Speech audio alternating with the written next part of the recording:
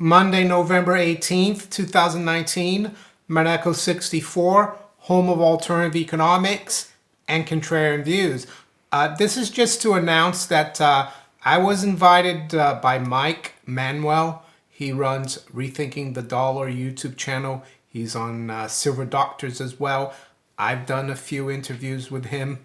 I like Mike a lot, and he asked me if I wanted to take part of a group, kind of like a think tank, even though I don't like to use the word think tank.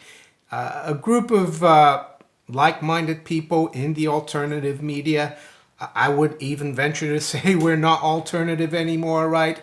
Mainstream media is dying, of course, but he asked me if I wanted to be part of the so-called wise guys mastermind, and what that is going to be like is we're going to have once a week on Saturdays, we're going to do like a round table online. We're going to talk about what's going on in the economy, what's going on in precious metals, in the markets, cryptocurrencies. And we did our first one this past Saturday. It's over an hour.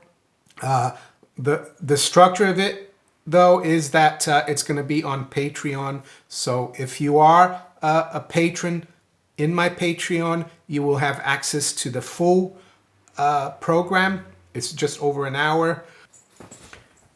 If you're not a patron in my Patreon account and you want to see the whole thing, the easiest way to become a patron is with $1 a month, and then you have access to the whole video. That's the way it's going to be. It's going to be just for the patrons. You can find a link to my Patreon account below in the description if you're interested. And if you're a Patreon already, you can access it as soon as possible, right? Thanks for listening, and I'll talk to you later. Take care. Bye. So here's the highlights of the show that we did on Saturday.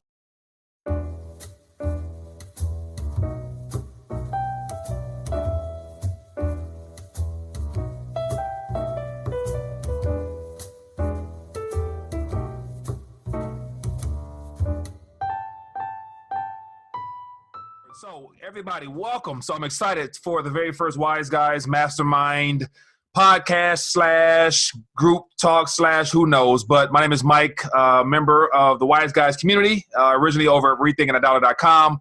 And then we have, who's next? Mario. You go ahead. Bitcoin Ben. No, age before beauty, my friend. All right. Mario from Monaco 64 YouTube channel. All right. What's going on there? Hey, everybody, it's Bitcoin Ben. Yep. And I'm Dave Modell from Portfolio Wealth Global and YouTube and all over the place.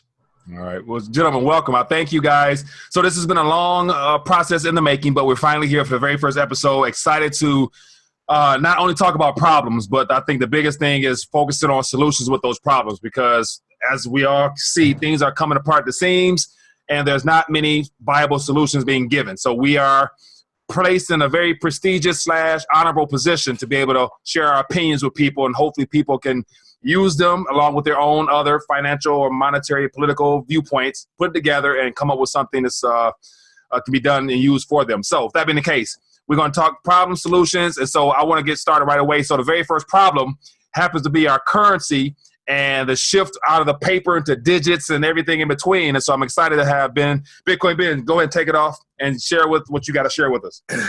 All right. How's it going, everybody? It's your favorite truck driver in the whole wide world, Bitcoin Ben. As you guys know, who are actually my Patreons watching this, I got a ton of friends in the quote-unquote inside of cryptocurrency. And I received a package at my mailing facility today with this here. All right, this is the prototype for the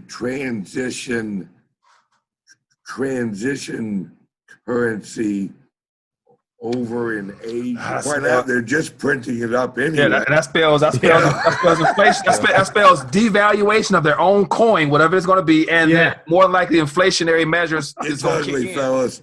I'm not gonna lie. Oh, we're being led right into it again. Hence why That's I'm why- drinking. That's why I'm holding on to my precious metals. Yeah. I do have cryptocurrencies, but not as much as I would say. Don't blame Ben. Don't blame Bitcoin Ben. He's just the messenger. He's trying to warn I think he's been turned by the FBI. No, they did actually come and visit.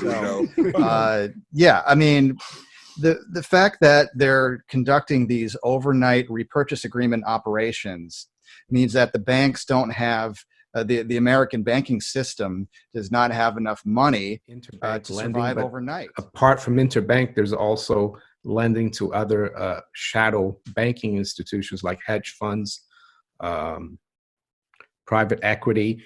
And don't forget, if you look at the primary dealers at the Federal Reserve, they're not just American banks, they're the too big to fail international banks. So it's a huge world problem, not just American for ages, I would say. Right.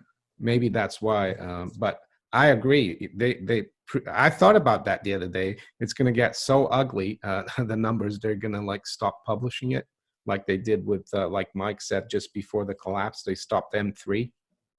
That's what my friend's saying. Watch this. A good example of when central banks are in trouble is when they start hiding things. But yet, I was trying to follow Argentina's central bank, or Republic of whatever. I follow their bank, and they stopped giving numbers. They said they won't be giving numbers until 2020 spring or something like that. Venezuela don't share numbers no more. And so all the problem countries, they're not sharing data anymore. They stopped. Why? Because it's out of hand. So the banana republics, right? yeah. Yeah, May of 2020, the Bitcoin halving. It's a big deal. We only have a huge sample size of 2 because it's only happened twice so far. So I wouldn't call that necessarily a scientifically significant yet. But I mean, if past history is not a guarantee of future returns. Having said that, both times it went up. It started to go up a little bit before, and then during, and a lot afterwards, after the halving. So could it happen again? Well, you could look at the upside versus the downside potential. And basically, they can use national security to run black books. So yeah, they could very well, the Treasury could buy cryptocurrencies and people wouldn't even know, and would all be kept in the dark. But they gotta get in somewhere though.